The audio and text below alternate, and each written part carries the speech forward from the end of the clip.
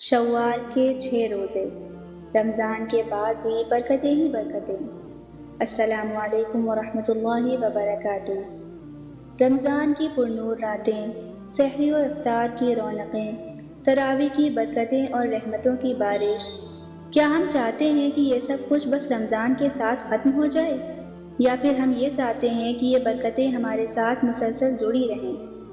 کیا آپ جانتے ہیں کہ اللہ تعالیٰ نے ہمیں ایک خاص موقع دیا ہے جس کے ذریعے ہم ان برکتوں کو جاری رکھ سکتے ہیں؟ وہ ہے شوال کے 6 روزے۔ نبی کریم صلی اللہ علیہ وسلم نے ہمیں یہ عظیم خوشخبری دی کہ جو رمضان کے فرض روزوں کے بعد شوال کے 6 روزے بھی رکھے، وہ پورے سال کے روزوں کا اجر پائے گا۔ شوال کے 6 روزوں کی فضیلت اور برکت۔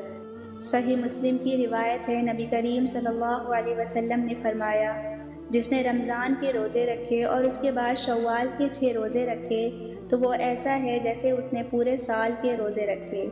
یہ روزے ماہ شوال کے کسی بھی دن رکھے جا سکتے ہیں، مسلسل رکھے جائیں یا وقفے وقفے سے، اس کا انحصار آپ کی آسانی پر ہے۔ شوال کے 6 روزوں کے فوائد اور حکمت۔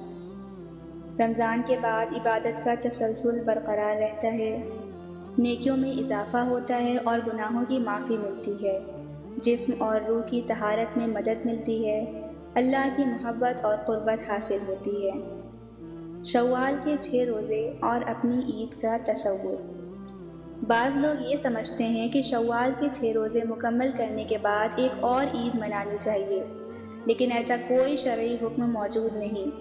اصل عید وہی عید الفطر ہے جو 1 شوال کو ہوتی ہے، اور اس کے بعد کسی اور دن کو عید منانا غیر ثابت شدہ عمل ہے۔ ہاں، نعمت کے مل جانے پر رب کی شکر گزاری کا اظہار کیا جا سکتا ہے۔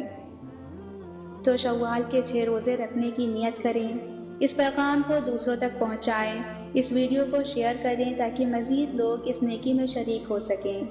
اے اللہ، ہمیں شوال کے ان بابرکت روزوں کو رکھنے کی توفیق عطا فرما، ہمارے اعمال کو قبول فرما اور ہمیں اپنی رحمت سے نواز۔